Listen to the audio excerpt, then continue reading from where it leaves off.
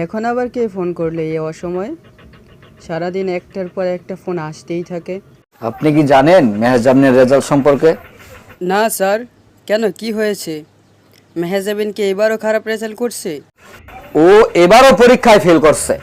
Mehjabin continuously প্রতিটা এক্সামে fail করতেছে। ও যদি এমন করতে থাকে তাহলে তো আমাদের বিদ্যানিকেতনের বদনাম হবে। আমাদের প্রতিষ্ঠানের একটা রেপুটেশন আছে। মেহজাবিনের জন্য আমরা চাই না যে আমাদের প্রতিষ্ঠানের রেপুটেশনটা নষ্ট করতে। এটাই লাস্ট টাইম, আমি আপনাকে জানিয়ে দিচ্ছি, ও যদি নেক্সট এক্সামে ভালো রেজাল্ট করতে না পারে তাহলে আমরা ওকে আর আমাদের প্রতিষ্ঠানে রাখতে পারবো না।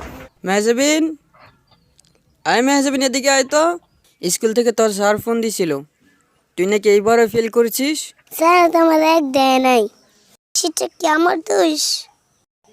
আমার দুটো শূন্য দিছে, মারি এরে দিছে দুইটা এক, আমরা দুইজনে হয়েছি 100।